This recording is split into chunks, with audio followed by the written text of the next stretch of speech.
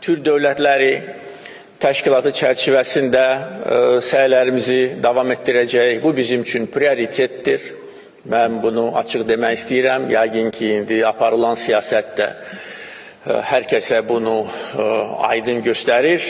Bu bizim üçün əsas beynəlxalq təşkilatdır. Çünki bu bizim ailəmizdir. Bizim başqa ailəmiz yoxdur. Bizim ailəmiz Türk dünyasıdır.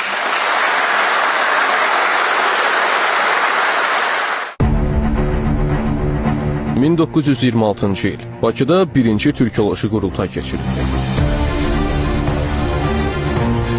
Bu qurultay Türk xalqlarının elmi və mədəni əməkdaşlığının əsasını qoyan ən mühüm tarixi hadisələrdən biri idi. Həmin tarixdən etibarən Azərbaycan Türk dünyasının inkişaf mərkəzlərindən birinə çevrildi. 100 il sonra birinci Türkoloji qurultayın Türk Dünyası həftəsi çərçivəsində yenidən məhz Bakıda yad edilməsi təsadüfi deyil.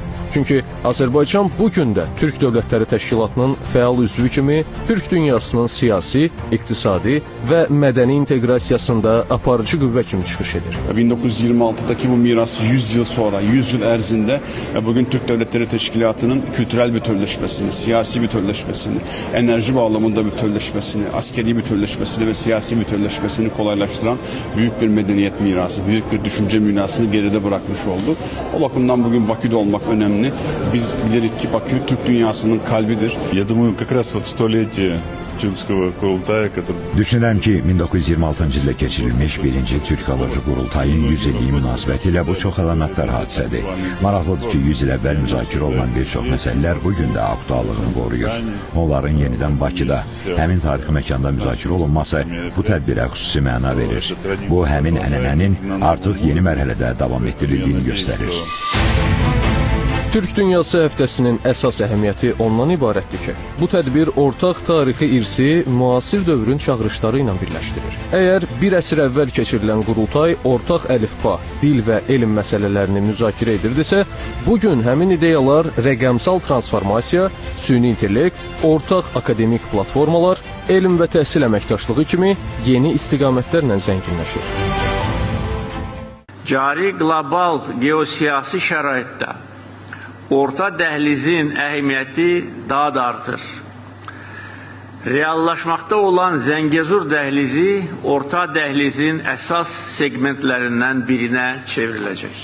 Ailəmiz olan Türk dünyası 21-ci əsrin nüfuzlu geosiyasi güc mərkəzlərindən birinə çevrilməlidir.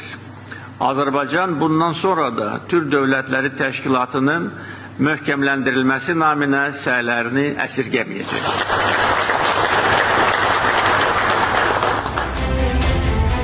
Bu baxımdan Türk Dünyası həftəsindən gözləntilər böyükdür. Bu tədbirdən sonra Türk dünyasında əməkdaşlıq yeni mərhələyə qədəm qoyacaq.